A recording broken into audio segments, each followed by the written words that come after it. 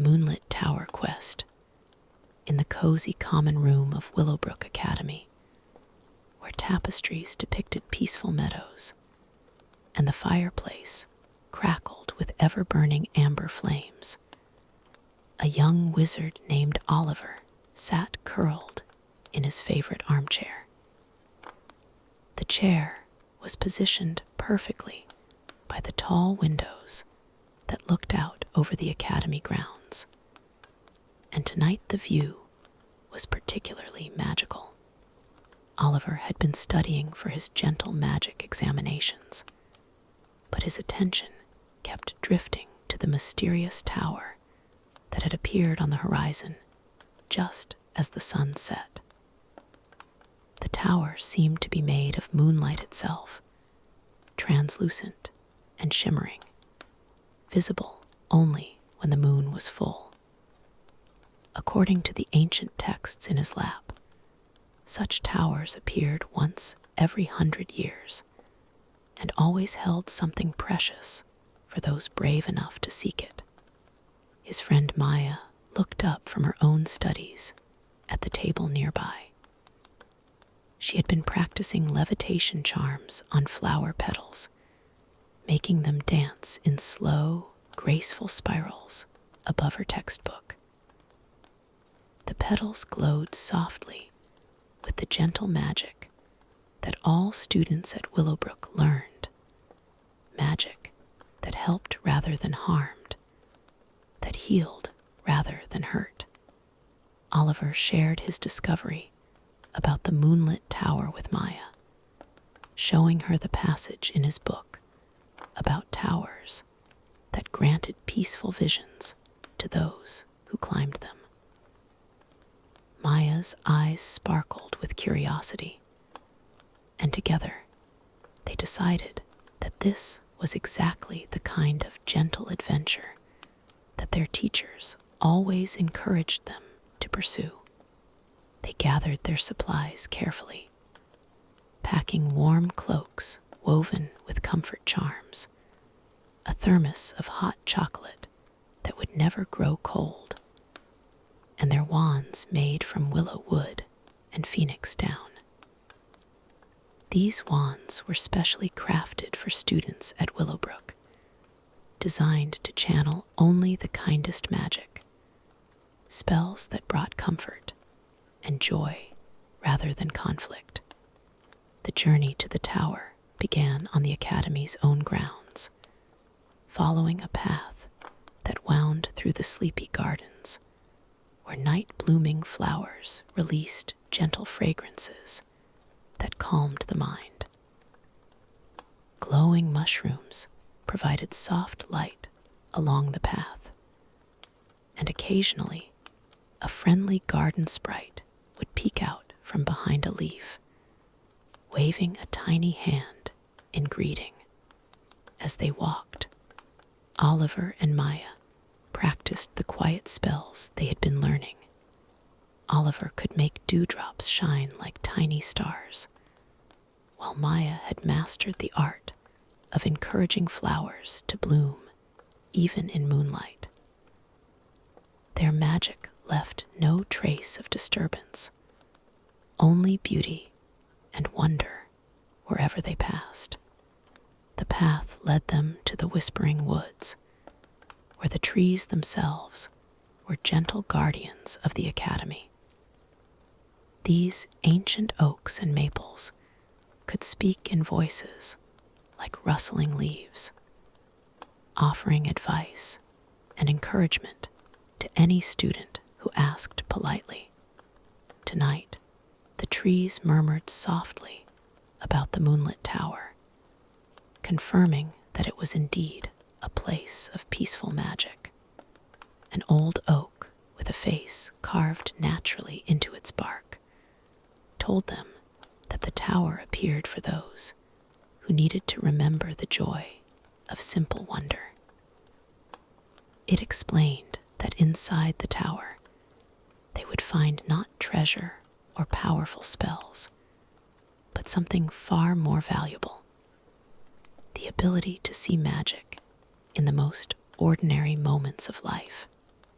Oliver and Maya thanked the oak tree with the proper ritual, touching its bark gently and sharing a small amount of their own magical energy as a gift. The tree's leaves rustled in pleasure, and a few golden leaves drifted down to rest on their shoulders like blessings. Deeper in the woods, they encountered a clearing where unicorns came to drink from a silver stream. 3 of the magical creatures raised their heads as the students approached, their horns glowing with soft pearl light.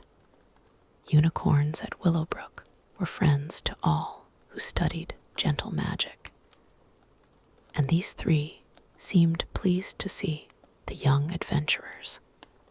The largest unicorn, her mane flowing like liquid starlight, approached Maya and Oliver with steps that made no sound on the forest floor.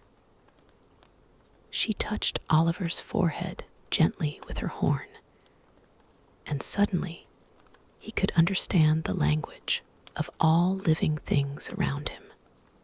Maya received the same gift, and both students gasped in wonder as they heard the forest come alive with gentle conversations between flowers, insects, and small creatures.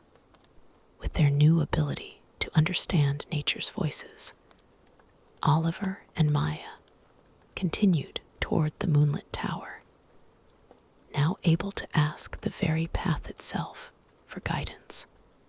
The smooth stones beneath their feet hummed with ancient magic, directing them toward their destination and warning them of any tree roots or uneven ground that might cause them to stumble.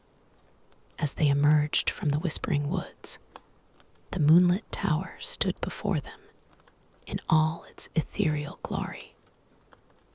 It rose from a circular garden where every flower glowed with its own soft light, creating a rainbow of gentle illumination that made the entire area feel like a place from a beautiful dream. The tower itself was exactly as the books had described, seeming to be built from concentrated moonbeams and starlight. It had no visible door, but as Oliver and Maya approached, an archway appeared in the smooth, luminous wall, outlined in silver light that pulsed gently like a slow heartbeat. They stepped through the archway and found themselves in a circular room that defied all logic. The space was much larger inside than the tower had appeared from outside, and the walls were transparent, offering views of peaceful scenes from all around the world. Here, they could see a garden where children played safely. There a village where neighbors helped each other with their daily tasks. A spiral staircase made of solidified moonlight led upward through the center of the tower. Each step they climbed revealed new visions in the transparent walls, all of them showing moments of kindness, beauty, and gentle magic happening in the ordinary world. Oliver saw a baker who added a touch of joy magic to his bread, making everyone who ate it smile a little brighter. Maya witnessed a grandmother teaching her granddaughter how to make flowers grow by simply believing in their beauty. As they climbed higher, the visions became more personal. Oliver saw his own parents, far away in their cottage, lighting a candle and sending loving thoughts toward their son at the academy. Maya glimpsed her little sister at home, fast asleep and dreaming of the magic lessons Maya had described in her letters. At the top of the tower, they found a simple room with windows that looked out in every direction. In the center stood a pedestal holding a crystal sphere that contained what looked like captured moonlight. As they approached, the sphere began to glow more brightly, and they understood without words that this was the tower's gift. The sphere showed them that magic was not in grand gestures or powerful spells, but in every moment of wonder, every act of kindness, every time someone chose to see beauty rather than ugliness in the world. It revealed that they already possessed the greatest magic of all, the ability to bring light to dark places simply by being themselves.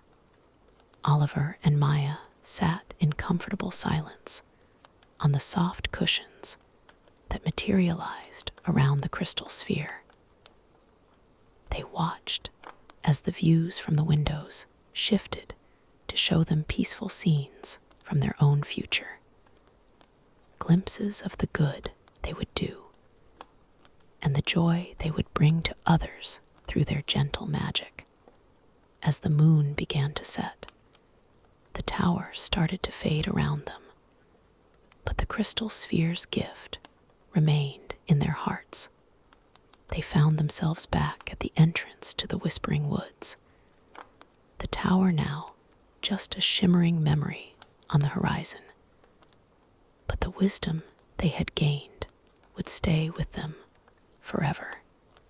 The journey back to Willowbrook Academy felt like floating. The trees sang them gentle songs. The path lit itself with fireflies, and their hearts were full of the peaceful certainty that magic lived everywhere, waiting to be noticed and nurtured by those who knew how to look. They arrived back at the common room just as dawn was painting the sky in soft pastels.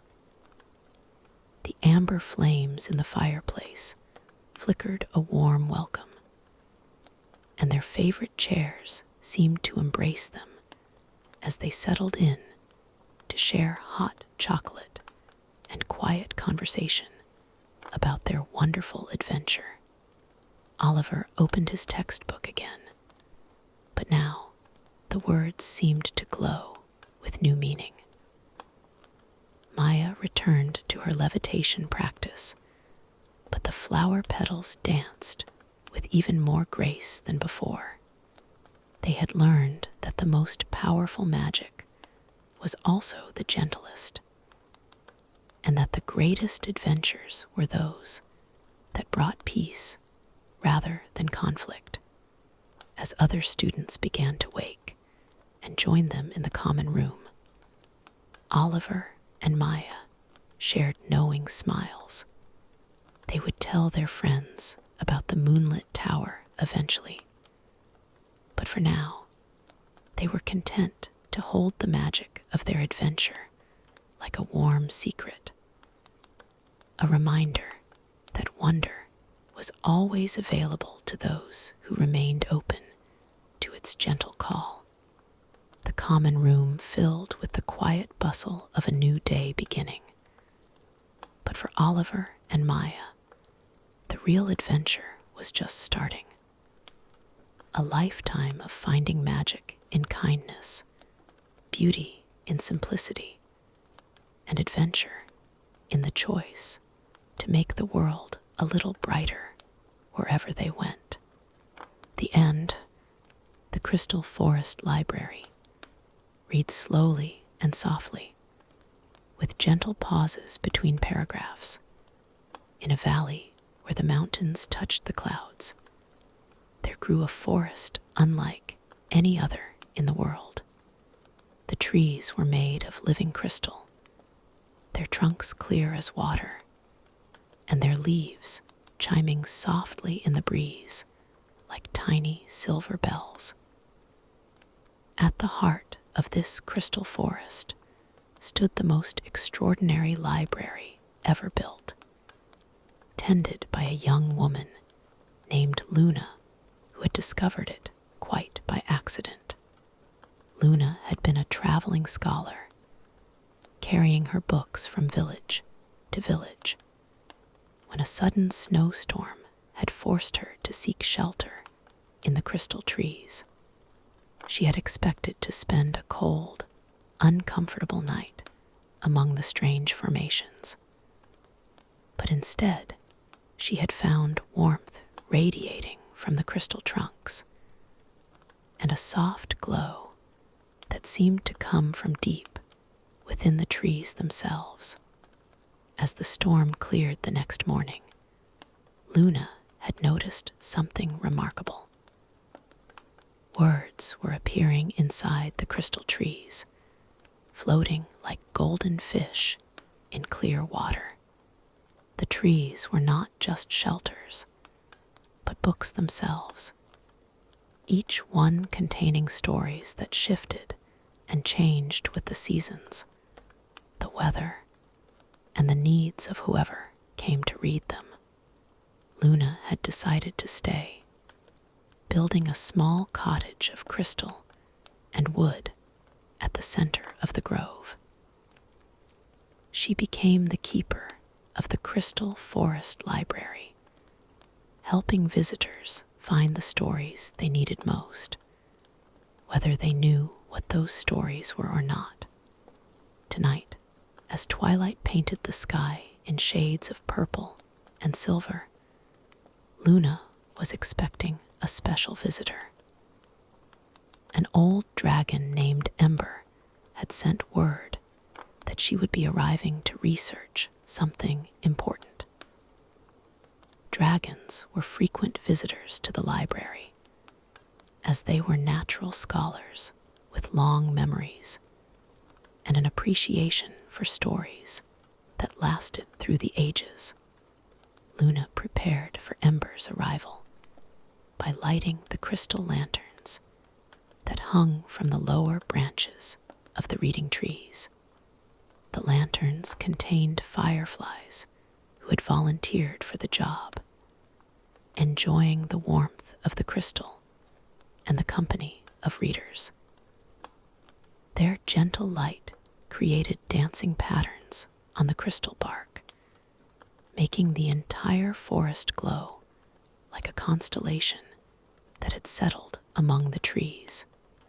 Ember arrived just as the first stars appeared, her scales the deep red of autumn leaves, with edges that caught the firefly light like polished copper. Despite her impressive size, she moved through the crystal trees with careful grace, mindful not to disturb the delicate chiming of the crystal leaves. Luna greeted the dragon with the formal bow that dragons appreciated, then asked how she could help with the evening's research. Ember explained that she was looking for stories about the old magic, the gentle spells that had been used in ancient times to help kingdoms prosper and people live in harmony with the natural world. Luna nodded thoughtfully and led Ember to the oldest section of the library, where the crystal trees had grown for thousands of years. These ancient trees contained stories from the very beginning of magic, when spells were more like conversations with the world than commands given to it. As they walked deeper into the grove, the crystal trees began to respond to Ember's presence. Words in languages older than kingdoms started to glow within the transparent trunks. Stories of dragon riders who worked together to heal blighted lands, of wizards who could speak with rivers and convince them to flow where they were needed most, of enchanters who wove spells into songs that made crops grow strong and healthy. Ember settled herself comfortably at the base of the largest crystal tree, her body coiled in a perfect circle like a living reading chair. Luna climbed onto the dragon's back, as was their custom during research sessions, and together they began to read the stories that flowed like golden streams through the crystal. The first story they discovered told of the Harmony Weavers, ancient magic workers who traveled between kingdoms not to conquer or control, but to help settle disputes and find solutions that worked for everyone. They carried no weapons, only looms that could weave understanding between enemies and create tapestries that showed how different peoples could live together peacefully. As Luna read this story aloud, her voice mixing with the gentle chiming of the crystal leaves, other creatures of the forest began to gather.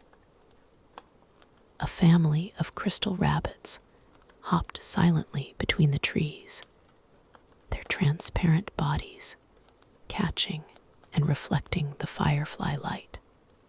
A phoenix with feathers like living rainbows perched on a nearby branch, listening with the ancient patience that only immortal creatures possess. The second story revealed the secrets of the garden speakers, wizards who could communicate with plants and convince them to grow in the most unlikely places. They had turned deserts into oases and created food forests that fed entire cities. Their magic was powered not by force, but by understanding what the plants needed and finding ways to provide it. Ember hummed approvingly as this story unfolded, the sound resonating through her chest and creating a gentle vibration that Luna found deeply comforting. Dragons understood the importance of balance, of magic that helped rather than harmed, and these ancient stories aligned perfectly with dragon philosophy. As the night deepened, they discovered stories of the dream menders, enchanters who could enter the nightmares of troubled sleepers and transform them into peaceful dreams. They worked only when invited and never forced their help on anyone, but for those who asked, they could turn the darkest fears into gentle adventures that left dreamers feeling brave and hopeful upon waking. Luna found herself yawning as she read this particular story, the words seeming to carry their own sleepy magic. Ember noticed her young friend's drowsiness and adjusted her position slightly, creating a more comfortable resting place on her warm, scaled back. The crystal trees sensed that their readers were growing tired, and the stories they displayed began to shift toward gentler themes. Tales of the Lullaby weavers appeared, magic workers who could spin sleep itself into thread and weave blankets that guaranteed peaceful rest. Stories of the star whisperers emerged, enchanters who could call down starlight to illuminate dark paths and comfort frightened travelers. One particularly beautiful story told of the memory keepers, gentle wizards who specialized in preserving happy moments. They would capture laughter in crystal bottles, save the warmth of embraces in smooth stones, and store the feeling of perfect summer days in flower petals that never faded. When people were sad or scared, they could visit a memory keeper and experience these preserved joys, reminding them that happiness always returned, no matter how long the darkness seemed to last. As Luna's eyelids grew heavy, she noticed that the crystal trees themselves were beginning to dim their inner light, as if preparing for their own rest. The fireflies in the lanterns pulsed more slowly, their glow becoming softer and more rhythmic. Even the crystal leaves chimed more quietly, their music becoming a gentle lullaby that seemed to encourage sleep. Ember, with the wisdom of centuries, understood that the library had provided exactly what was needed. The stories they had discovered were not just about ancient magic, but about the kind of gentle power that still existed in the world, in small acts of kindness, in patient understanding, in the willingness to help others find peace. The dragon carefully shifted her position so that Luna could lie down more comfortably, using her warm flank as a pillow and her wing as a blanket. The crystal trees above them continued their soft chiming, now so quiet it was barely audible, like the sound of distant wind chimes on a still night. As Luna drifted toward sleep, she could see that new stories were beginning to form in the crystal trees around them. Stories about this very night, about the friendship between a young librarian and an ancient dragon, about the magic that happened when knowledge was shared with kindness and curiosity. The Crystal Forest Library never truly slept, but it rested, holding all its stories safely through the night, ready to share them again when morning came. And in that rest, surrounded by countless tales of gentle magic and ancient wisdom, Luna and Ember found the most peaceful sleep either had known in a very long time. The fireflies dimmed their lights to the softest glow. The crystal leaves fell silent, and the forest settled into the deep quiet that comes only to places where stories are treasured, and friendship is honored above all else. The end. The Rain Reader. Deep in the pine forest, where the trees grew so tall they seemed to brush the clouds, stood a small cabin with a red door and windows that glowed like amber jewels. The cabin belonged to an old woman named Esther, who had lived there for 30 years, and who possessed the most unusual talent in the world. Esther could read the rain. On this particular evening, dark clouds had been gathering since afternoon, and now the first drops were beginning to fall on the cabin's tin roof. Esther smiled as she heard the gentle tapping above her head. She put down her knitting and walked to the window, pressing her palm against the cool glass and listening carefully to the rhythm of the raindrops. Esther had discovered her gift by accident many years ago, during a thunderstorm that had lasted 3 days. Trapped inside her cabin with nothing to do but listen, she had begun to notice that the rain seemed to be speaking to her. Different rhythms meant different things. The quick patter of light rain told stories of forest animals finding shelter. The steady drumming of a heavy downpour carried news from distant places. Tonight, as Esther listened to the rain beginning to fall in earnest, she could hear that this would be a storytelling rain. These were her favorite kind, gentle and steady, lasting for hours, with each drop carrying a piece of a larger tale that would unfold throughout the evening. Esther made herself a cup of tea, using water from the well and herbs from her garden. She added honey that she had traded for with the beekeeper who lived in the valley below. Then she settled into her favorite armchair, a soft old thing covered in quilts her grandmother had made, and prepared to listen to what the rain had to tell her.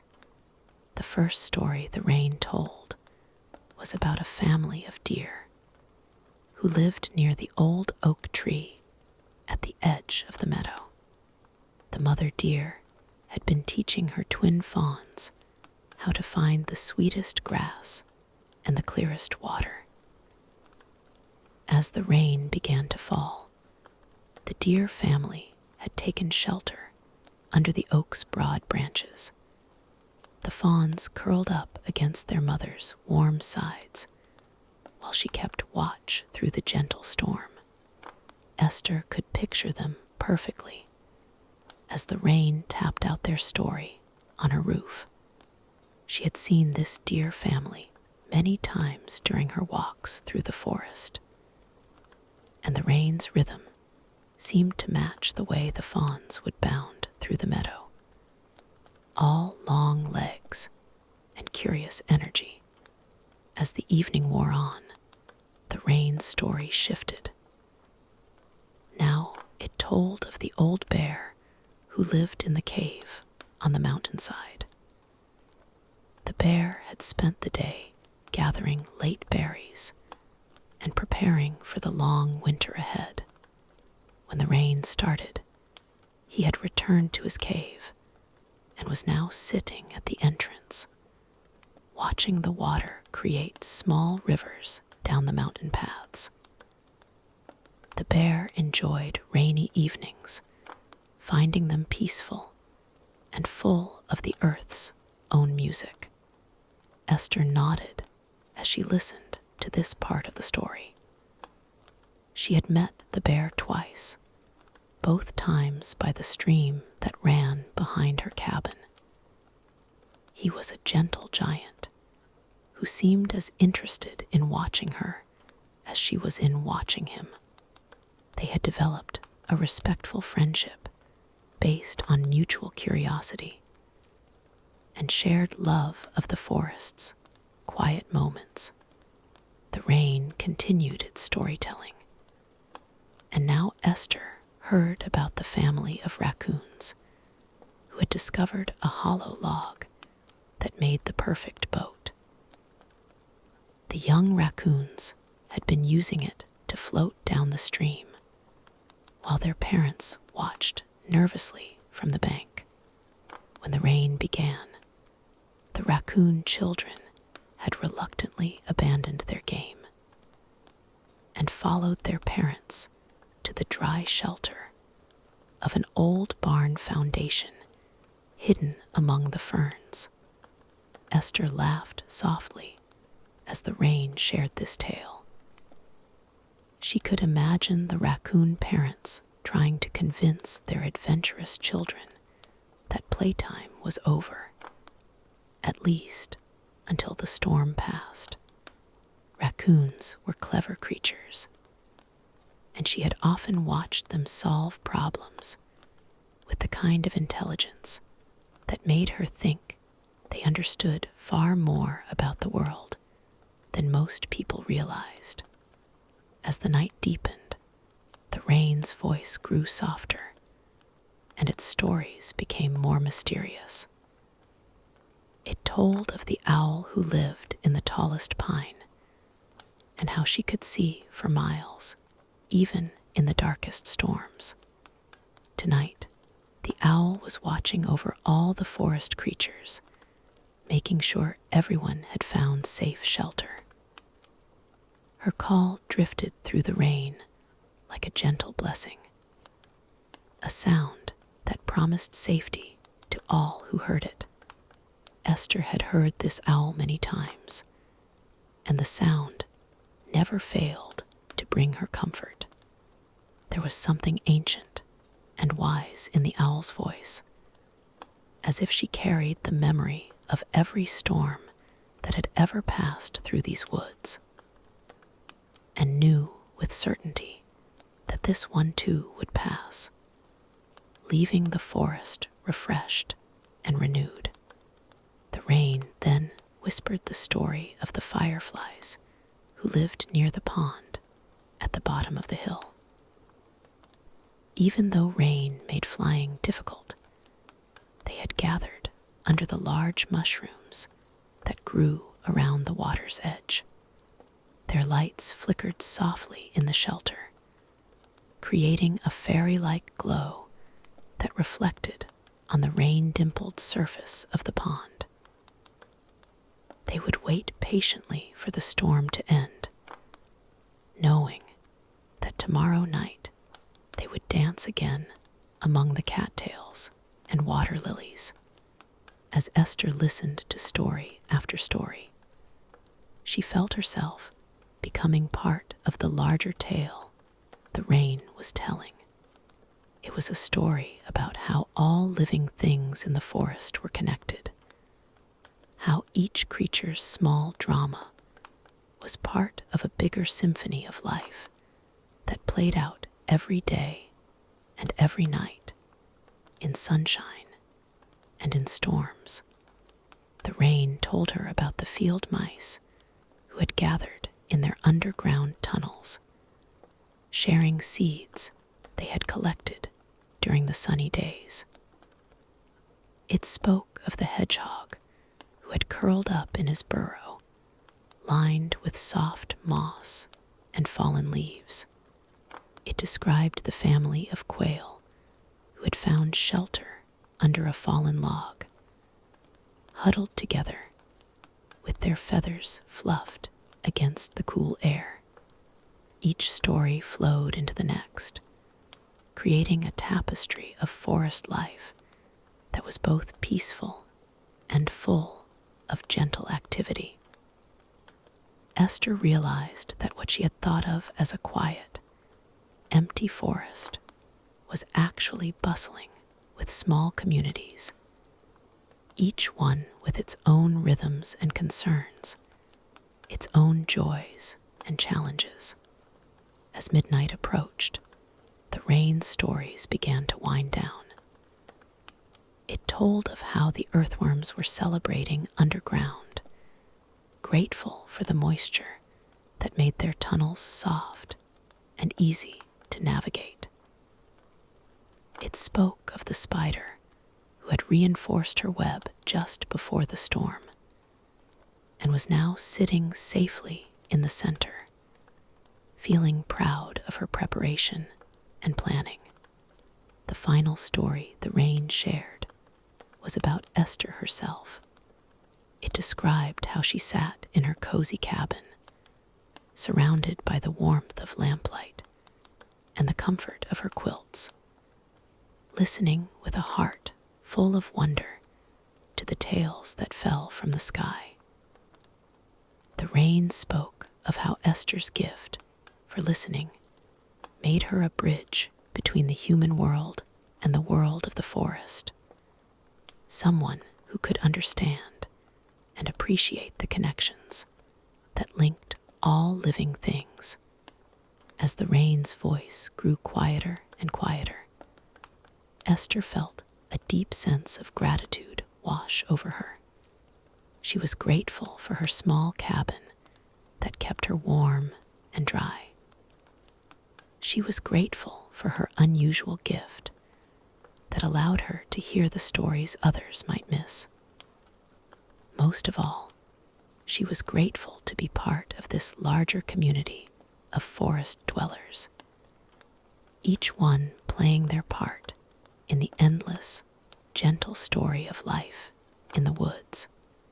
The rain tapered off to the softest whisper, and then to silence. Esther remained in her chair for a long moment, holding onto the peace that the evening's stories had brought her. Outside, she could hear the forest settling into its after-rain quiet, with only the occasional drip from the eaves and the distant call of the wise old owl.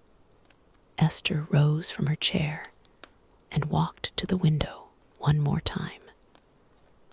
The clouds were beginning to part, revealing patches of star-filled sky. Tomorrow would be clear and bright, perfect for a walk through the forest to visit some of the places and creatures the rain had told her about. But tonight, she would carry the rain stories with her into sleep, dreaming of deer families and bear caves, of raccoon adventures and firefly lights, of all the small, perfect dramas that played out every day in the world, just outside her red door. Esther turned off her lamp and made her way to her bedroom, where a quilt made by her own hands waited to wrap her in warmth. As she settled into bed, she could still hear the faint dripping from the eaves, like the last few words of a story being whispered into the night. The end. Captain Marina's evening voyage. Captain Marina had the smallest boat in the harbor, painted sea green with white trim and named the Gentle Current. Unlike the other captains who sailed during the busy daylight hours, Marina preferred to take her passengers on evening voyages when the ocean was calm and the world grew quiet. Every evening at sunset, Marina would prepare her boat for the night's journey. She would light the small lanterns that lined the deck, each one casting a warm golden glow. She would arrange soft cushions on the wooden benches and fill a thermos with hot tea that tasted like chamomile and honey. The boat would rock gently in the harbor, ready for whoever might need a peaceful journey across the water. Tonight, Marina's passengers were an elderly couple named Rose and Henry, who had been married for 50 years. They climbed aboard slowly, Rose carrying a small bag with their evening tea, Henry helping her settle onto the cushioned bench. They had taken this same journey with Marina many times before, always on nights when the world felt too busy, and they needed to remember what peace felt like. Marina untied the ropes that held the Gentle Current to the dock and started the quiet electric motor that barely made more sound than a cat's purr. The boat glided away from the harbor lights, moving slowly toward the open water where the sky met the sea in a perfect line. As they sailed, the last light of day painted the water in shades of gold and pink. Small waves lapped against the sides of the boat with a rhythm like a lullaby. Rose and Henry sat close together, sharing a blanket Marina had woven from the softest wool, while Marina stood at the wheel, guiding them along a route she knew by heart. The first stop on Marina's evening voyage was always the bay of floating flowers.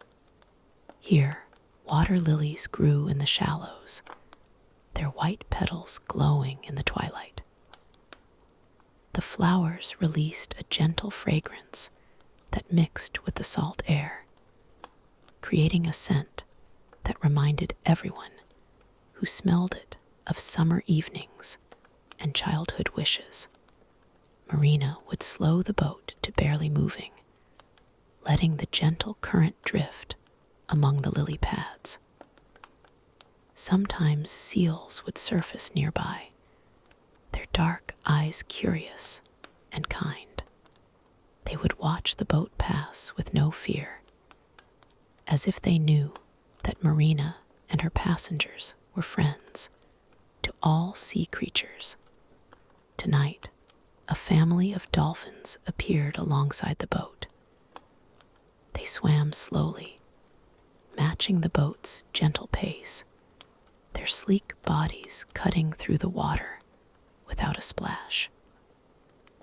The dolphins seemed to understand that this was not a time for playing or jumping, but for quiet companionship. They stayed with the gentle current for nearly an hour, breathing in rhythm with the soft waves. As full darkness settled over the water, Marina guided the boat toward her favorite destination, a small island that appeared only at high tide. The island had no name on any map, but Marina called it Driftwood Beach because its shores were lined with smooth pieces of wood that had been polished by years of gentle waves. On Driftwood Beach, Marina would anchor the boat in the shallow water and help her passengers step onto the soft sand. The beach was warm even at night, heated by the sun it had absorbed during the day. Rose and Henry would walk slowly along the water's edge, collecting shells and smooth stones, while Marina prepared a small picnic on a piece of driftwood that served as their table. The picnic was always the same and always perfect. Marina would serve tea from her thermos, along with crackers and soft cheese, and small cookies that tasted like vanilla and sea salt. They would eat in comfortable silence, listening to the gentle sound of waves meeting shore, watching stars appear one by one in the darkening sky. Sometimes other night travelers would visit the island. Sea turtles would emerge from the water to rest on the warm sand, their ancient eyes peaceful and wise. Occasionally, a whale would surface far offshore, its breath creating a small fountain of water that caught the moonlight. These visitors never stayed long, but their presence added to the magic of the evening. After their meal, Marina would tell stories about the sea. She spoke of mermaids who collected lost sailor songs and kept them in underwater gardens. She described islands that moved with the tides, appearing in different places each night. She told of lighthouses run by old women who baked bread for passing ships and left loaves floating in wooden boxes for hungry travelers to find. Rose and Henry would listen to these stories with the wonder of children, even though they had heard many of them before. There was something about Marina's gentle voice mixing with the sound of the waves that made every story feel new and magical, like hearing a favorite song played by someone who truly loved the music. As the night grew deeper, Marina would guide her passengers back to the gentle current. The boat would rock them gently as they settled back onto their cushions, now wrapped in blankets that smelled like ocean air and peace. Marina would start the quiet motor, and they would begin the journey back toward the harbor. The return trip always took a different route. Marina would navigate by the stars, following paths across the water that existed only in her memory and her heart. Sometimes they would pass through channels between small islands where night-blooming flowers grew down to the water's edge. Other times, they would sail across open water where the moon painted a silver road on the waves. On this particular night, they encountered something special. A group of jellyfish, their bodies transparent and glowing with soft blue light, drifted past the boat like living lanterns. They moved without hurry, pulsing gently as they traveled their own mysterious journey through the dark water. Marina stopped the motor, and the gentle current drifted silently among the glowing creatures. Rose reached out her hand toward the water, not to touch the jellyfish, but simply to be closer to their gentle light. Henry put his arm around his wife's shoulders, and they watched together as dozens of the creatures floated past, each one a small miracle of light and life. Marina smiled, knowing that this was exactly the kind of moment her evening voyages were meant to create. As the harbor lights came into view, Marina felt the familiar satisfaction of another peaceful journey completed. She could see that Rose and Henry were both drowsy now, lulled by the gentle motion of the boat and the rhythm of the waves. Their faces looked younger somehow, softened by the magic of their time on the water. Marina guided the gentle current back to its berth at the dock, tying the ropes with practiced hands. She helped Rose and Henry step carefully onto the solid pier, making sure they had their bag and their blanket.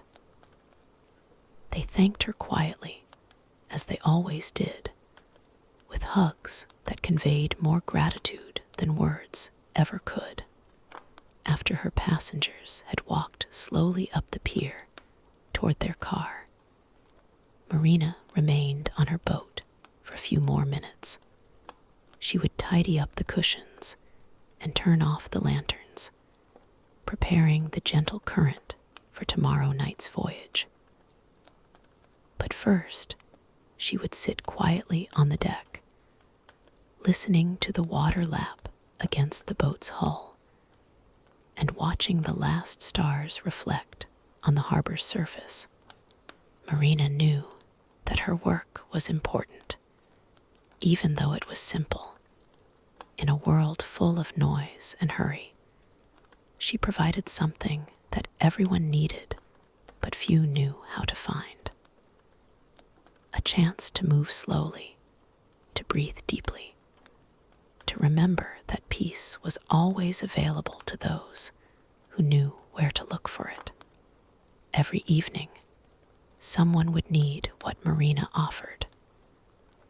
Sometimes it was couples like Rose and Henry, who had been together so long they moved like one person. Sometimes it was lonely travelers who needed to remember they were connected to something larger than themselves. Sometimes it was families with small children who had never seen the ocean at night, but always the sea was there, patient and eternal, ready to rock tired souls into a state of deep calm. Marina was simply the bridge between the people who needed peace and the ancient, endless peace of the water itself. As Marina finally locked up the gentle current for the night, she could already imagine tomorrow's voyage. The boat would be ready, the lanterns would glow, and somewhere in the world, people would be drawn to the harbor at sunset, seeking the kind of peace that could only be found on a gentle journey across quiet water. The end, the night gardener, in a small town where the houses all had blue shutters and white picket fences, there lived an old man named Thomas, who had the most unusual job in the world. While everyone else slept, Thomas worked as the night gardener, tending to a secret garden that only appeared after midnight. Thomas had discovered the garden by accident 20 years ago. He had been walking his dog on a sleepless night when he noticed a gate that he was certain had never been there before. The gate was made of twisted branches and decorated with flowers that glowed softly in the darkness. His dog had walked right through the gate as if it were perfectly normal. Behind the gate lay the most beautiful garden Thomas had ever seen. Paths wound between beds of flowers that bloomed only in moonlight. Trees bore fruit that tasted like childhood memories. A small pond reflected not the night sky above, but scenes from the dreams of sleeping neighbors. Thomas realized he had found something magical. The garden had no owner, or perhaps it belonged to everyone, and no one at the same time. It simply existed, changing slightly each night, growing new wonders and gentle surprises. Thomas began visiting every evening, and soon he understood that the garden needed care, just like any other living thing. Every night at 11:30, Thomas would put on his soft canvas shoes and pick up his special watering can, the one that held moonlight instead of water. He would walk through the quiet streets, past windows where warm yellow light meant families were finishing their evening routines, past darker windows where sleep had already arrived. The garden gate appeared for Thomas at the exact moment the town clock struck midnight. He would step through, and immediately the busy thoughts of the day would fade away. Here, time moved differently. Here, everything grew at the pace of dreams. Thomas began his work with the worry flowers, strange plants that absorbed the anxious thoughts people carried with them into sleep. These flowers were always thirsty, drinking up fears about tomorrow and concerns about yesterday. As Thomas watered them with liquid moonlight, they would bloom into soft purple blossoms that released a scent like fresh lavender and warm milk. Next, he tended the memory roses. These climbed along a trellis that stretched higher than Thomas could reach, their blooms opening to reveal glimpses of happy moments from the lives of everyone in town. Birthday parties and wedding dances, first days of school, and quiet Sunday mornings. Thomas never looked too closely at these memories, understanding they were private things, but their gentle glow filled him with contentment. In the center of the garden grew the wishing tree, its branches heavy with silver leaves that whispered in languages Thomas did not recognize. At its base, new shoots appeared each night, each one representing a hope someone had carried to bed.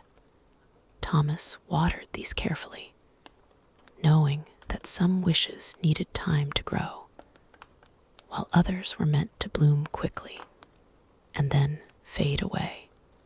The most delicate part of Thomas's work involved the dream lilies that floated on the surface of the garden pond. These flowers were transparent, like they were made of glass, and they held the actual dreams of the sleeping town. Thomas used a long-handled net to gently move the lilies, making sure each one had enough space and light to develop properly. Some dreams were wild and colorful, full of adventures and impossible things. Others were quiet and small, dreams of finding lost socks or remembering to buy milk. Thomas learned that both kinds were equally important. The spectacular dreams inspired people to reach for more in their waking lives, while the simple dreams provided comfort and connection to everyday joys. As Thomas worked, he was never alone. The garden attracted gentle night creatures who helped with the work. Rabbits with fur that sparkled like stars would hop between the flower beds, their presence encouraging shy buds to open. Cats with eyes like amber jewels would walk along the garden walls, their purring creating vibrations that helped the deeper roots grow strong. Sometimes, barn owls would glide silently overhead, carrying messages between the garden and the dreams floating on the pond.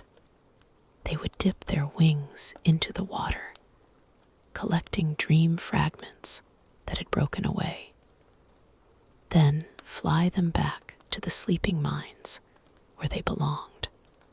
The most magical visitors were the firefly shepherds, tiny beings no bigger than Thomas's thumb, who rode on the backs of glowing fireflies.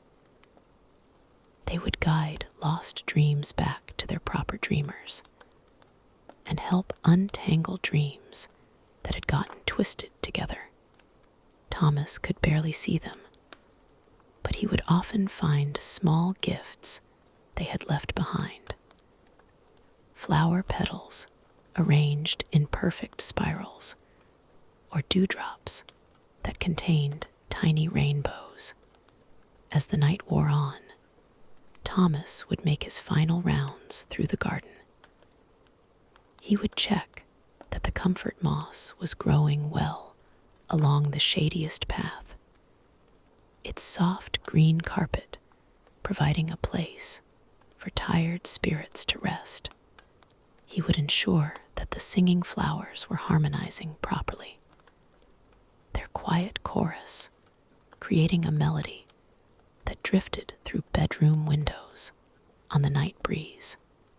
The last task was always the same. Thomas would sit on a small stone bench beside the dream lily pond and simply watch. He would observe how the dreams moved and changed, how some grew brighter while others faded peacefully away. He had learned that this watching was itself a kind of care, a way of honoring the secret life that happened while the world slept.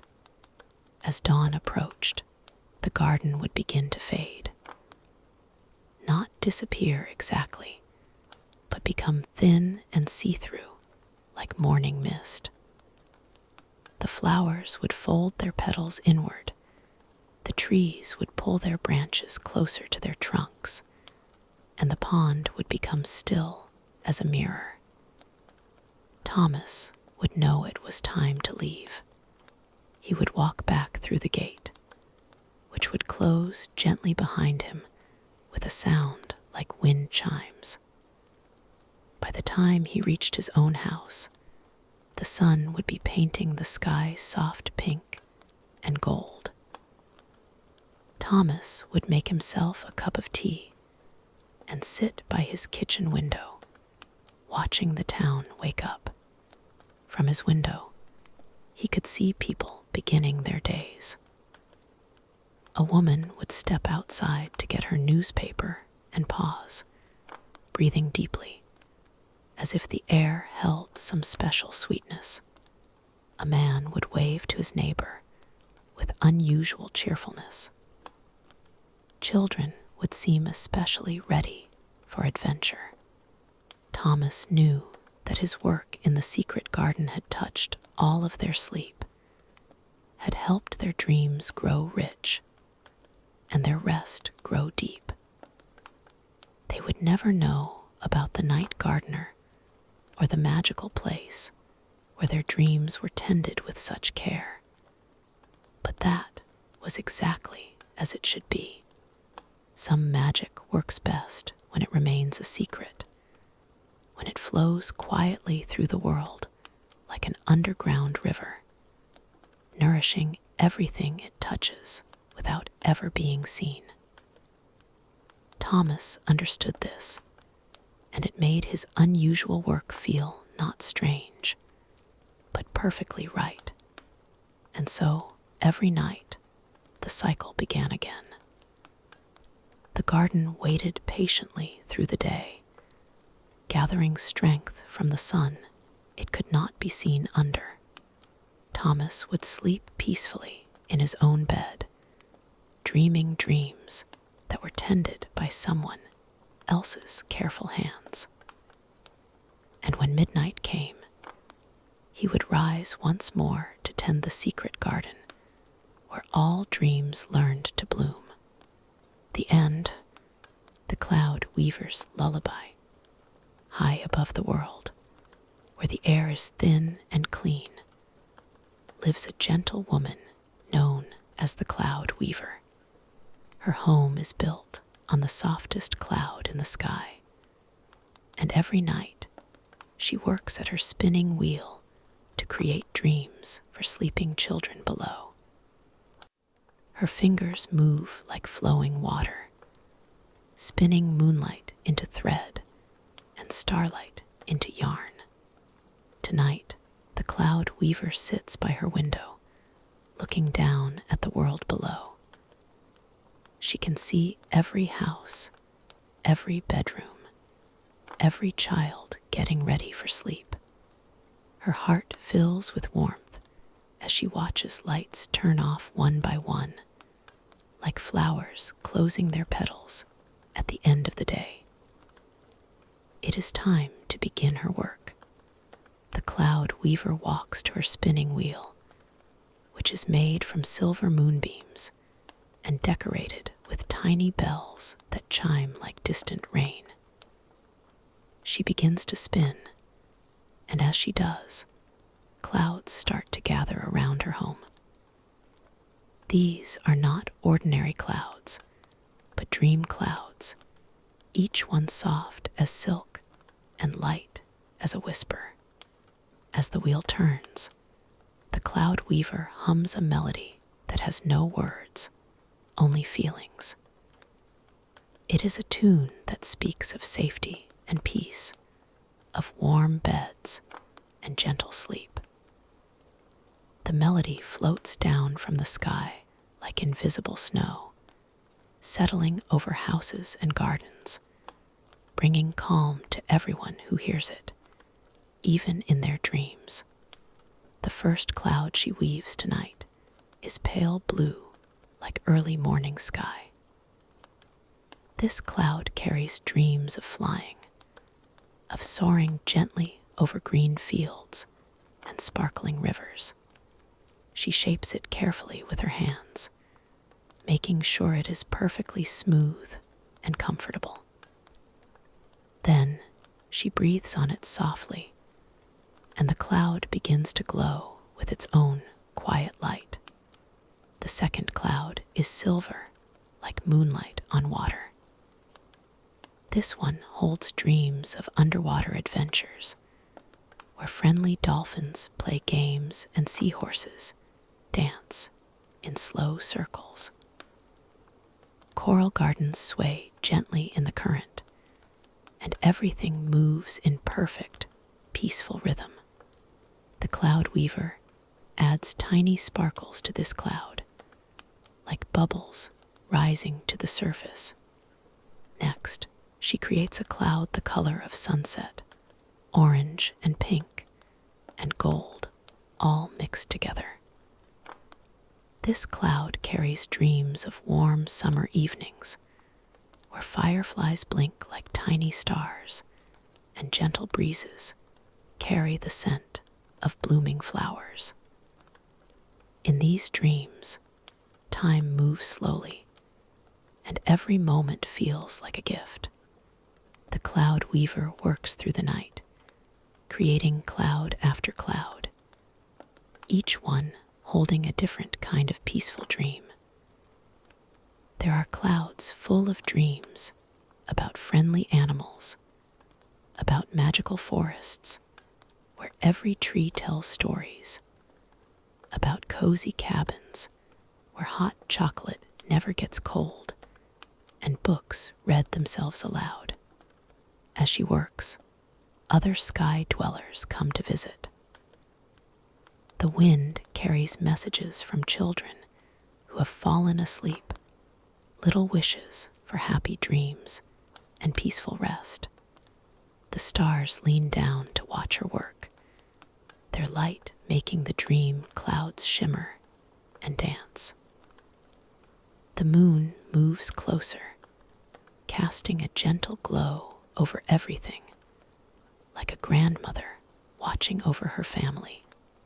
The cloud weaver never hurries. Each cloud must be perfect, soft enough to cradle the most delicate dream, strong enough to carry it safely through the night. She tests each cloud by lying down on it herself, making sure it shapes itself perfectly to whoever might rest upon it. Only when she is completely satisfied does she send the cloud on its way. One by one, the finished dream clouds drift down from her home in the sky. They float through bedroom windows that have been left open just a crack, settling gently over sleeping children like the softest blankets. Some clouds hover just above pillows, whispering their dreams directly into waiting ears. Others spread out to fill entire rooms with peaceful, sleepy magic. As the night grows deeper, the cloud weaver creates her most special cloud of all. This one is pure white, like fresh snow, and it glows with warmth instead of cold. This cloud does not carry dreams, but something even more precious. It carries deep, restful sleep, the kind that heals tired bodies and worried minds. She shapes this cloud with extra care, singing to it as she works, pouring all of her love and kindness into its soft, billowy form. When it is finished, she holds it close to her heart for a moment, blessing it with the power to bring peace to anyone who needs it most. The special white cloud begins its journey down to earth, moving slowly and carefully. It visits busy parents who work too hard, lonely old people who cannot sleep, and worried students who think too much. Wherever it goes, it brings the gift of rest, wrapping around tired souls like a hug from someone who cares.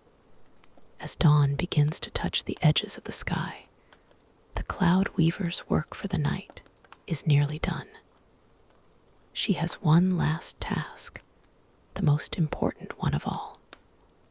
She creates a tiny cloud, no bigger than a pillow, just for you. This cloud knows exactly what kind of dreams you need tonight, what will make you smile in your sleep. Your special cloud drifts down through the darkness, finding its way to you like a letter written just for your heart. It settles over you gently, bringing dreams that are perfect for who you are. Dreams that will stay with you like favorite songs long after you wake up. The cloud weaver watches as her clouds reach their destinations all around the world. She sees peaceful smiles appear on sleeping faces, sees restless turning become still and calm. Her work is good work, important work, and it fills her with quiet happiness. As the first rays of sunlight begin to paint the sky, the cloud weaver puts away her spinning wheel and prepares for her own rest. She lies down on her soft cloud bed, surrounded by the leftover bits of dreams and starlight. The sun will warm her as she sleeps through the day, and when night comes again, she will wake refreshed and ready to weave new dreams. But the dreams she has already created will continue their gentle work. They will visit the same sleepers again and again, bringing peace and rest whenever it is needed. For the cloud weaver's dreams are not used up when they are dreamed. Instead, they grow stronger, spreading comfort like ripples on a quiet pond. Now your own dream cloud settles more deeply around you, and you feel yourself sinking into the most comfortable sleep. The cloud weaver's lullaby still echoes in the air, a wordless song that promises safety and peace. All is well in the world above and the world below, and sleep comes as naturally as breathing. Rest now, wrapped in clouds of dreams, held safe by the love of the cloud weaver, who works through the night so that you might sleep in peace.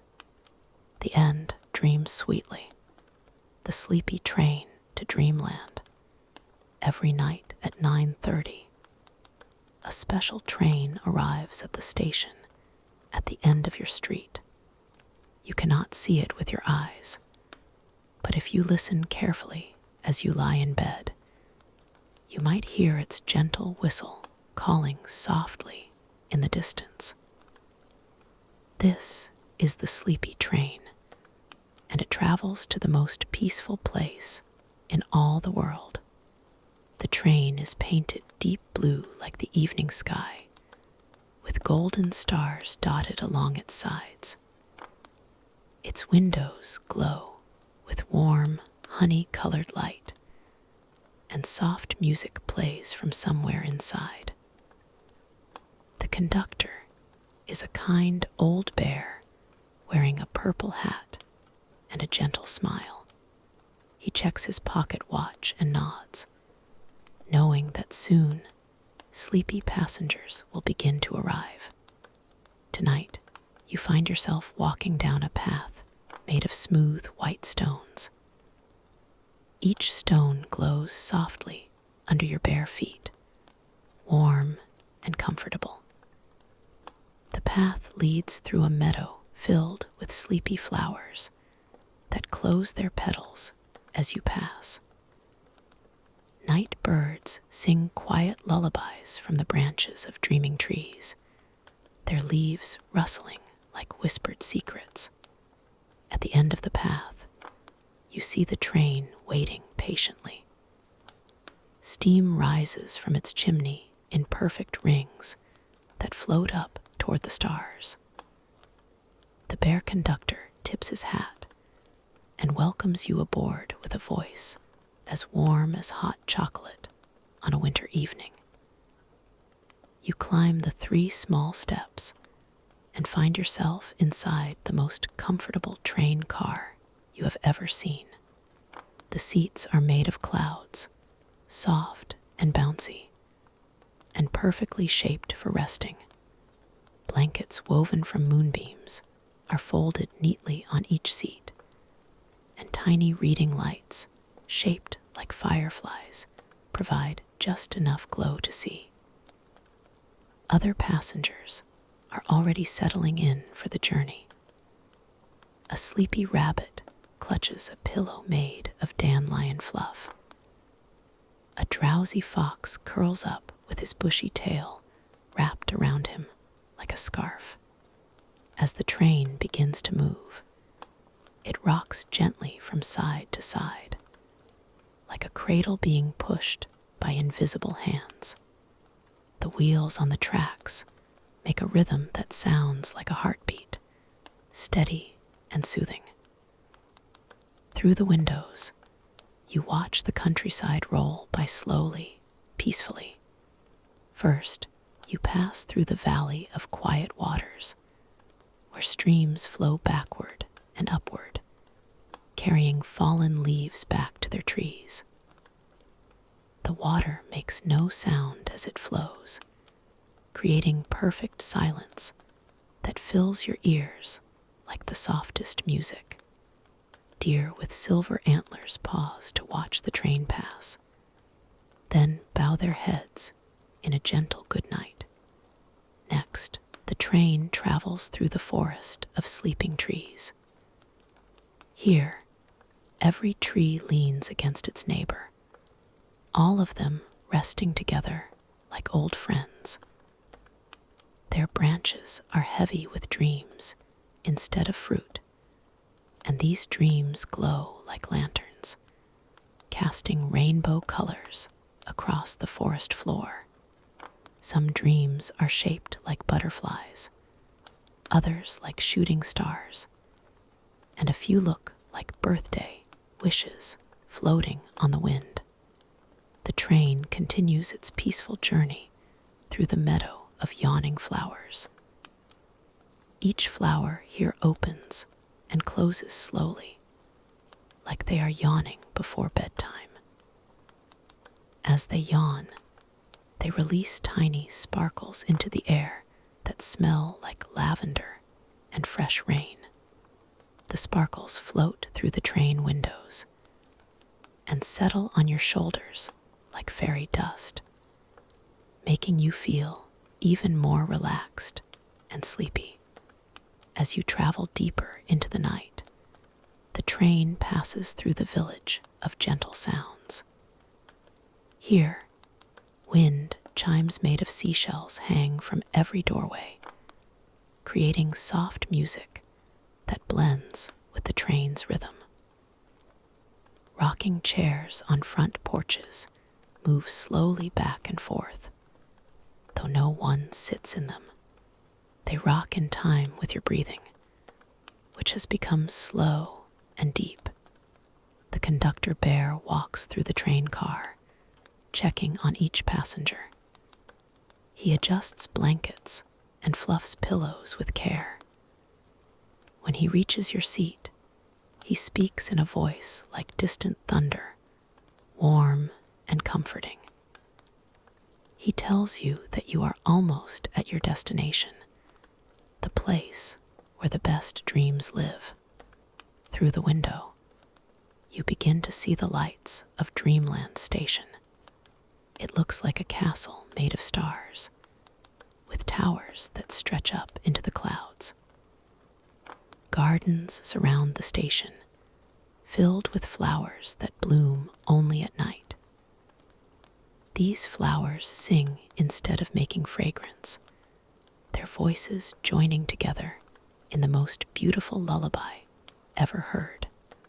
The train slows down gradually, gently, until it comes to a complete stop with a soft sigh of steam. The conductor bear opens the doors and helps each passenger step down onto the platform. The platform is made of the same glowing stones as the path, but these stones pulse gently with your heartbeat, welcoming you to this magical place. In Dreamland, everything moves slowly and peacefully. Clouds drift lower here, close enough to touch, and they feel like cotton candy, but smell like your favorite bedtime story. Rivers flow in slow motion, their water clear as crystal and warm as a summer day. Fish made of starlight swim lazily upstream, their scales leaving trails of silver light in the water. You find a perfect spot to rest under a tree whose leaves are made of silk. The tree hums a wordless song that seems to come from deep in the earth. As you lie down on the soft grass, you notice that the ground beneath you shapes itself perfectly to your body, like a mattress made just for you. Above you, the sky in Dreamland is unlike any sky you have seen before. Instead of being black or dark blue, it shifts slowly through colors like purple velvet, deep green like forest shadows, and soft pink like the inside of a shell. Stars dance rather than twinkle, moving in slow circles and leaving trails of light behind them. As sleep begins to take you, you hear the gentle whistle of the sleepy train preparing for its return journey. But you know that you are exactly where you belong, in this place where dreams are born and peace lives in every breath. The last thing you remember is the feeling of floating, weightless and warm, surrounded by the soft sounds of night and the promise of beautiful dreams. In Dreamland, time moves like honey, slow and sweet.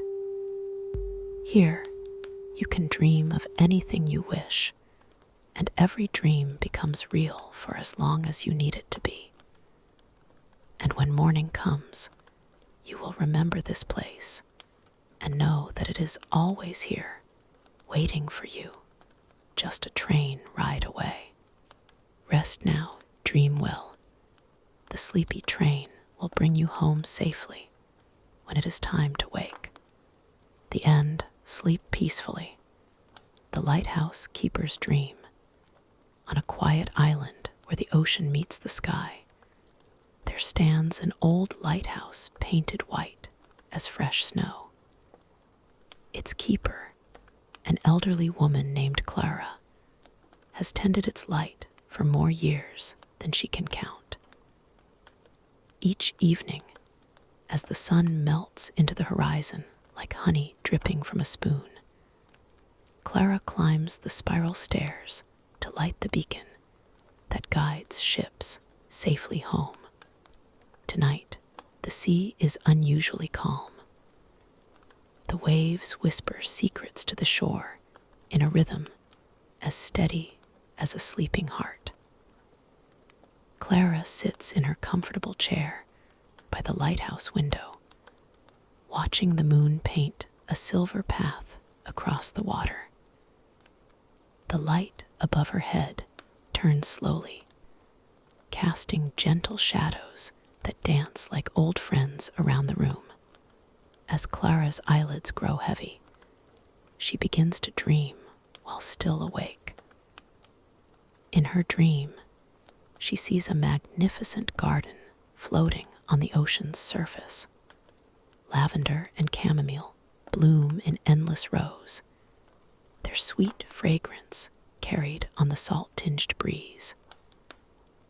Butterflies with wings like stained glass windows flutter from flower to flower, their movements creating tiny bells that chime in harmony with the waves. In this floating garden, time moves differently. The flowers glow with their own soft light, pulsing gently like distant stars. Clara finds herself walking barefoot along paths made of smooth sea glass, each step creating ripples of color that spread outward in perfect circles. The lighthouse beam above rotates peacefully, now illuminating not just the sea, but this magical garden of dreams. A family of luminescent whales surfaces nearby, their songs deep and melodious. They seem to be humming an ancient lullaby that Clara remembers from childhood, though she cannot recall who first sang it to her. The melody wraps around her like a warm blanket, and she feels herself becoming lighter, as if she too might float upon the gentle waves. Small boats made of leaves drift past, each one carrying a sleeping animal. A fox curled into a copper ball, a rabbit with ears soft as clouds, an owl with feathers that shimmer like moonbeams. They sail by peacefully, heading toward a distant shore where dreams are stored like treasures in an endless library. Clara notices that her lighthouse has transformed. Instead of casting a single beam, it now sends out thousands of gentle lights, each one a wish for peaceful sleep. These lights dance across the water, touching every wave, every floating flower, every dreaming creature. They carry messages of rest and comfort to anyone who might be watching from afar. The ocean begins to sing, not with the crash of waves, but with a low, humming melody that seems to come from the water itself. It's the sound of the earth breathing, of tides that have moved for millions of years, of ancient peace that flows through everything. Clara feels this rhythm in her chest, synchronizing with her own breath, until she can no longer tell where the ocean ends and she begins. Above, the stars begin their nightly descent, each one trailing ribbons of silver light as they lower themselves toward the water. They don't fall, they float, like dandelion seeds on a summer breeze, settling gently onto the surface of the sea. Soon, the entire ocean sparkles with fallen stars, each one pulsing with a soft, sleepy light. Clara realizes that she is no longer just the lighthouse keeper, but the guardian of all sleep, all dreams, all peaceful rest. Her lighthouse beam has become a river of golden light that flows to every bedroom, every pillow, every person who needs the gift of gentle slumber. She sends her light across oceans and continents, through windows and over rooftops, carrying the whispered promise that morning will come. But for now, there is only rest. The floating garden begins to drift closer to shore, and Clara sees that it's heading toward a small cove where the water is so still it might be made of glass. Here, the moon has left pools of liquid silver in the sand, and each pool reflects not the night sky, but peaceful dreams yet to be dreamed. As the garden settles into this quiet cove, Clara finds herself back in her lighthouse chair, though whether she is awake or asleep, she cannot say. Perhaps it doesn't matter. The lighthouse beam continues its gentle rotation. The waves continue their whispered lullaby, and somewhere in the distance, a night bird calls once, softly, as if to say that all is well, all is peaceful, all is exactly as it should be. The last thing Clara sees before sleep takes her completely is a small sailboat made of moonlight, carrying a cargo of dreams toward the morning. It moves without wind, guided only by hope and the gentle current of night itself. And in that moment, she knows that everyone who hears this story will find their own boat of dreams, their own peaceful island, their own light to guide them safely through the night. Sleep comes like a tide, gentle and inevitable, washing over everything with the soft sound of waves meeting shore. And in that sleep, all is calm, all is bright, all is perfectly, peacefully still. The end rest well, the floating gardens of Coral Bay, on a small island where the coconut palms swayed gently in the constant breeze, lived a woman named Isla, who had discovered the most wonderful way to spend her evenings. Every day as the sun began to sink toward the horizon, Isla would wade into the warm waters of Coral Bay and lie back on her floating mat, letting the gentle current carry her wherever it wished to go. Isla had moved to the island 3 years ago, seeking a simpler life after years of working in busy cities. She had built a small house from driftwood and palm fronds, learned to fish with patience rather than haste, and discovered that the ocean had its own rhythm that was far more peaceful than any schedule she had ever followed. The floating mat had been a gift from the island's previous resident, an old fisherman who had decided to move closer to his grandchildren. It was woven from water reeds and sealed with tree sap, creating a perfect vessel for gentle drifting.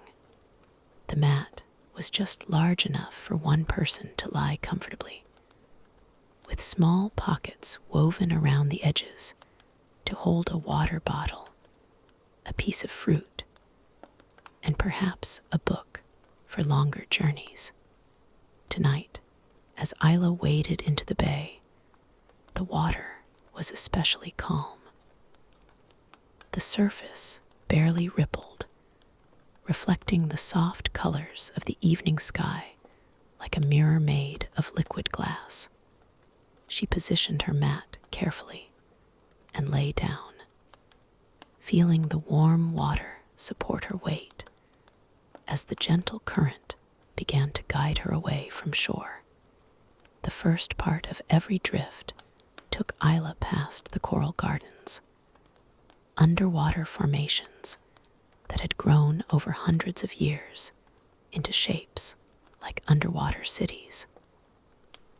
Through the clear water, she could see the coral formations glowing in the evening light, their colors shifting from pink to orange to deep purple as the sun moved across the sky. Fish moved through the coral like living jewels, their scales catching the filtered sunlight and creating flashes of blue, yellow, and silver. Schools of tiny fish moved together like clouds underwater, changing direction all at once, as if guided by a single gentle mind. Isla had learned to recognize many of the fish by now, and some seemed to recognize her too, swimming up toward the surface to accompany her mat for short distances. Tonight, a sea turtle appeared beneath her, its ancient shell patterned with designs that looked like maps of forgotten lands. The turtle swam slowly alongside Isla's mat, occasionally surfacing to breathe with a soft sound like a contented sigh. Sea turtles were frequent companions on these evening drifts, and Isla had come to think of them as the ocean's own meditation teachers, moving through life with unhurried grace. As the current carried her further from shore, Isla entered the part of the bay she called the floating gardens. Here, patches of sea grass grew so thick and lush that they formed small islands on the water's surface. These floating meadows were home to countless small creatures, and as Isla drifted among them, she could hear the gentle sounds of the ocean's own evening chorus. Tiny crabs scuttled across the floating grass, their movements creating soft, rustling sounds. Fish jumped occasionally, their splashes gentle and musical. Somewhere in the distance, a dolphin breathed, the sound carrying across the water like a peaceful greeting. All of these sounds blended together into a symphony that seemed designed specifically to calm the human heart. The floating grass islands were also where the ocean's gardeners lived. These were the manatees, large, gentle creatures who moved through the water like underwater elephants, tending the sea grass with careful precision. Isla had been lucky enough to encounter them several times, and each meeting felt like a blessing from the ocean itself. Tonight, as her mat drifted through a particularly lush section of floating gardens, a mother manatee surfaced near her, followed by her calf. The baby stayed close to its mother, learning how to navigate the gentle currents and where to find the sweetest sea grass. They moved with such peaceful deliberation that watching them felt like witnessing meditation in motion. The manatees acknowledged Isla with curious but unafraid glances, then continued their evening meal, their presence adding to the sense of being welcomed into the ocean's own peaceful community. Isla remained perfectly still, understanding that she was a guest in their underwater world and grateful to be accepted as a harmless visitor. As the sun continued its descent toward the horizon, the current carried Isla into deeper water, where the floating gardens gave way to open ocean. Here, the water was a deeper blue, and small waves created a gentle rocking motion that felt like being cradled in enormous, invisible arms. This was Isla's favorite part of the drift, where she felt most connected to the vast, peaceful power of the sea. In the deeper water, different creatures appeared. Flying fish occasionally broke the surface, gliding over the waves with wings that caught the golden evening light.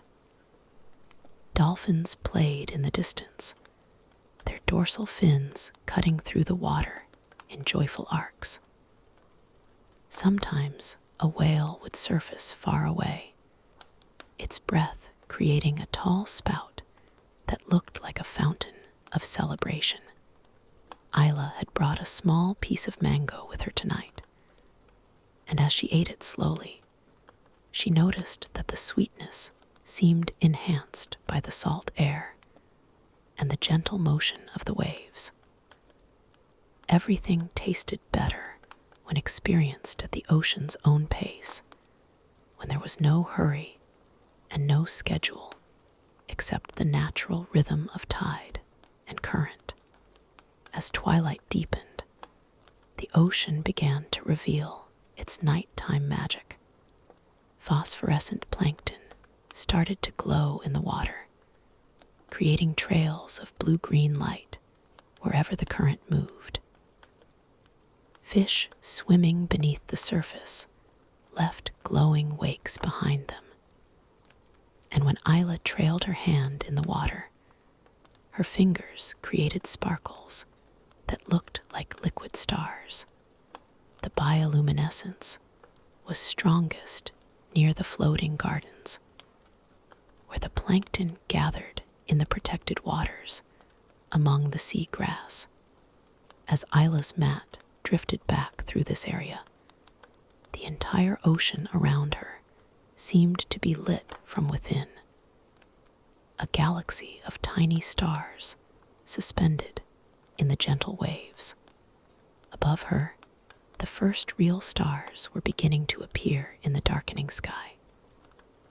They reflected on the water's surface, creating the illusion that Isla was floating through space itself, surrounded by stars above and below. The boundary between sky and sea seemed to dissolve in the gentle twilight, and she felt herself becoming part of something infinitely peaceful and vast. A group of dolphins approached, their echolocation clicking softly through the water. They seemed curious about the floating human, circling at a respectful distance and communicating with each other in their complex language of whistles and clicks. One younger dolphin came closer, surfacing near the mat with what looked like a smile, before rejoining its family with a gentle splash. As full darkness settled over the bay, Isla began to see the lights of her small island in the distance. The current would eventually carry her back toward shore, but she was in no hurry. These floating meditation sessions had taught her that the journey was always more important than the destination, and that peace could be found simply by allowing herself to be carried by forces larger and wiser than her own planning mind. The ocean at night held different sounds than the ocean at day. The waves seemed softer, more musical. Night birds called from the distant shore. Occasionally, a fish would jump with a gentle splash that seemed to punctuate the ocean's quiet nighttime conversation. All of these sounds blended into a lullaby that made Isla feel held and protected by the vast, gentle presence of the sea. As her mat drifted closer to shore, Isla could smell the evening flowers from her island home, their fragrance carried on the warm breeze. She could see the single lamp she had left burning in her window, a small beacon welcoming her back from her ocean meditation. But she wasn't ready to end the drift just yet, content to float in the shallow water where the ocean met the land, suspended between two worlds. Finally, when the mat touched the sandy bottom of the bay, Isla waded to shore carrying her faithful, floating companion. She would rinse it with fresh water and leave it to dry, ready for tomorrow evening's gentle adventure. As she walked up the beach toward her small house, she could feel the ocean's peace still moving through her body, the gentle rocking motion continuing in her memory. In her simple bedroom, Isla fell asleep to the sound of waves meeting shore, her dreams filled with glowing plankton and gentle manatees, with sea turtles and floating gardens, with the vast peaceful presence of the ocean that held all living things in its gentle, eternal embrace. Tomorrow evening, the current would be there waiting for her, ready to carry her once again into the heart of the seas, own perfect meditation. The end. Rosy and the Hearthkeeper. Rosy had been walking through the pine woods for what felt like hours, following a narrow path that wound between tall trees, whose branches formed a gentle canopy overhead. She had started her walk that afternoon feeling restless and unsettled, drawn by an instinct she couldn't quite name to leave her cottage and venture into the quiet forest that bordered her small village. The path beneath her feet was soft with fallen pine needles that cushioned each step, releasing a sweet, earthy fragrance as she walked. Dappled sunlight filtered through the branches above, creating patterns of light and shadow that shifted gently as the trees swayed in the breeze. The only sounds were the whisper of wind through pine boughs and the occasional call of a bird settling in for the evening. As the afternoon light began to fade, Rosy noticed that the path was leading her deeper into the woods than she had ever ventured before. Instead of feeling worried, she found herself oddly comforted by the growing twilight. The forest seemed to wrap around her like a soft shawl, and she had the strange sensation that the path itself was guiding her toward exactly where she needed to be. Just as the first stars began to appear through the canopy, Rosy caught sight of a warm yellow light flickering between the trees ahead. As she rounded a bend in the path, she discovered the most inviting cabin she had ever seen, nestled in a small clearing surrounded by ancient oaks and maples, whose leaves rustled softly in the evening breeze. The cabin was built from honey-colored logs, with a roof of cedar shingles that seemed to glow in the twilight. Flower boxes filled with herbs and evening primrose sat beneath windows that glowed with warm lamplight. Smoke curled gently from a stone chimney, and the whole scene looked like something from a storybook illustration of the perfect woodland home. Before Rosy could decide whether to approach or turn back, the cabin door opened, and a woman stepped onto the covered porch. She was perhaps 60 years old, with silver hair braided with small flowers, and a face that radiated the kind of kindness that comes from years of caring for others. She wore a long woolen dress, the color of autumn leaves, and a shawl that seemed to be woven from moonlight itself. The woman smiled when she saw Rosy standing at the edge of the clearing, as if she had been expecting her all along. She raised a hand in greeting and called out in a voice as warm as honey, asking if Rosy might like to come in for tea and rest before continuing her journey. Something in the woman's tone made Rosy feel instantly safe, as if she had found a long-lost aunt who wanted nothing more than to provide comfort and care. Rosy approached the cabin slowly, taking in the details that made it so welcoming. Wind chimes made of polished wood hung from the porch eaves, creating soft music in the breeze. A rocking chair with thick cushions sat beside the door, and bundles of dried herbs hung from the porch ceiling, filling the air with the scent of lavender and chamomile. The woman introduced herself as Alina, though she said most people called her the Hearthkeeper, a name that had somehow attached itself to her over the years.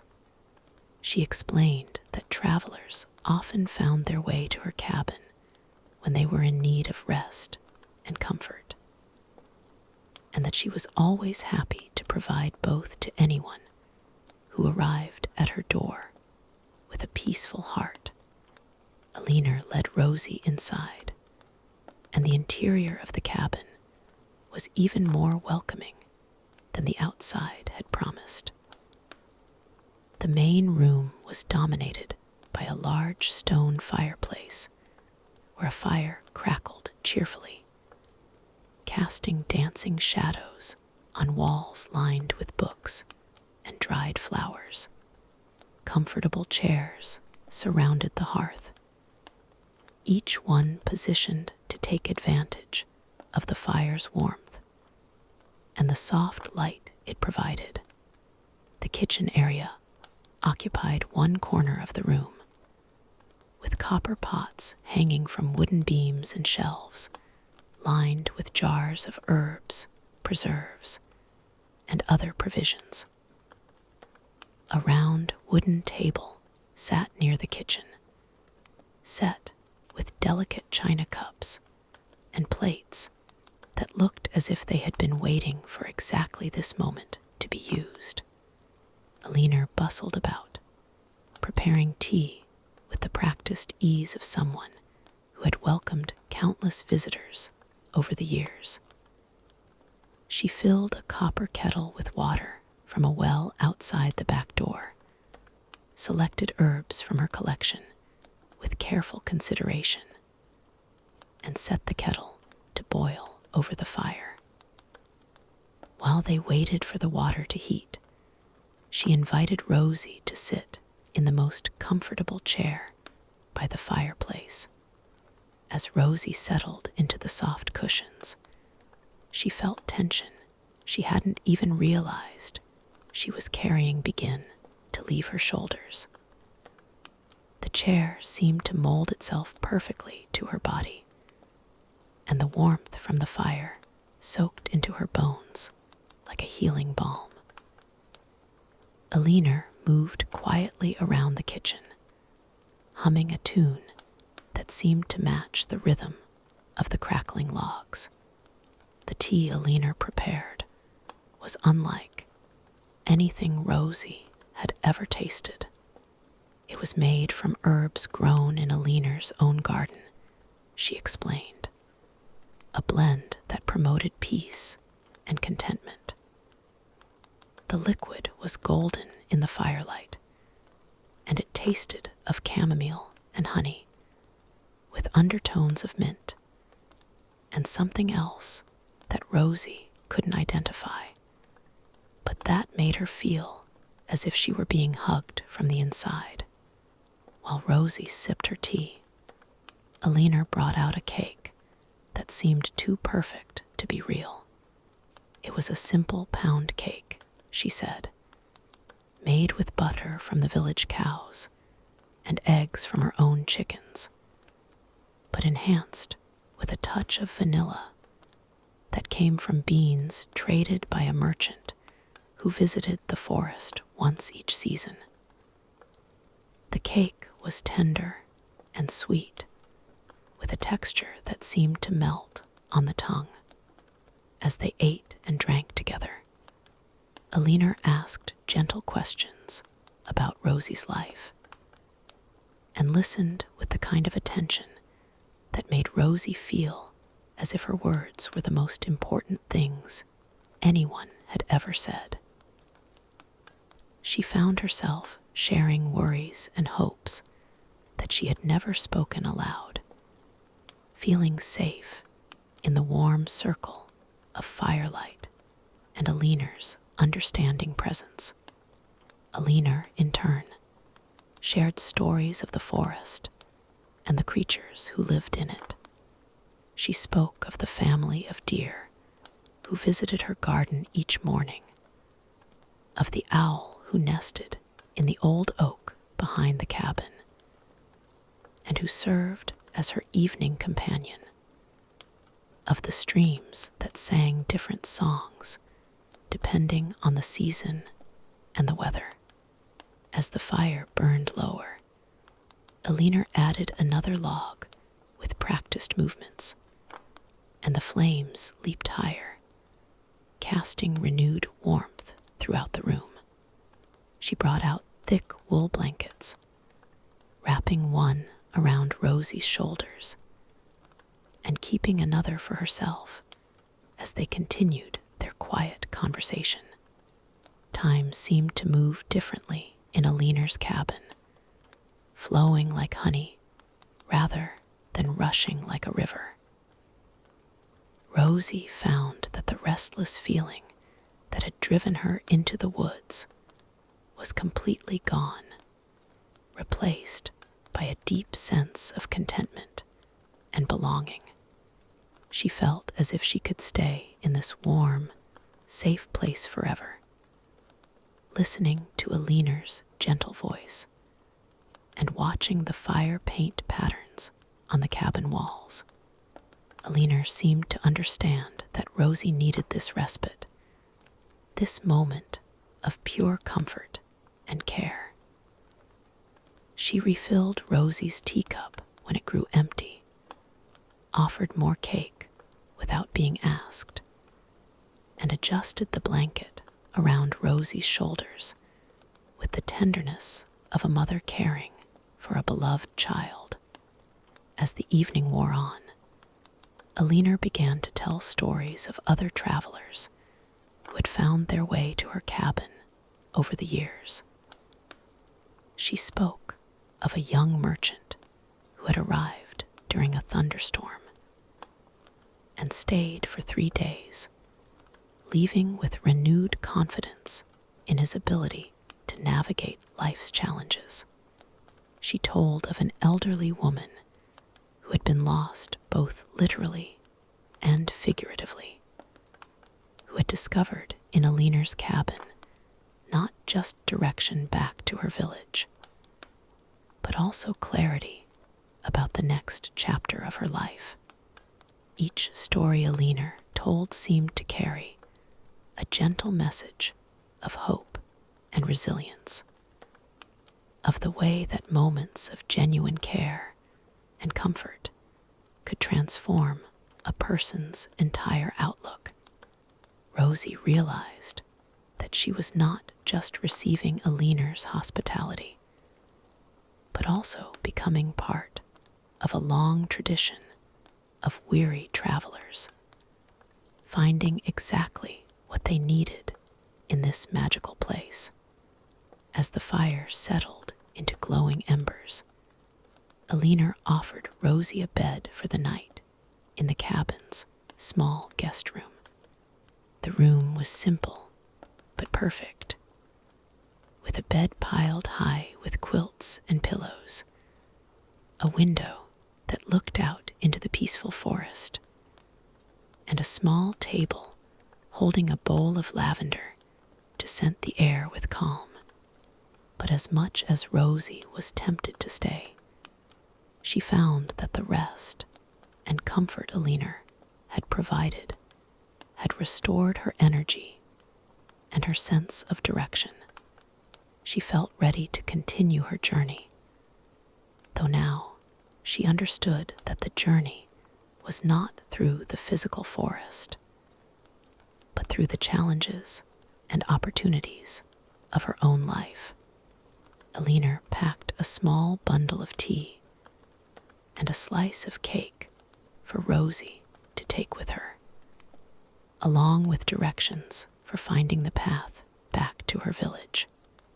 But more importantly, she gave Rosy the knowledge that the cabin would always be there, that the Hearthkeeper would always welcome those who arrived with peaceful hearts and genuine need for comfort.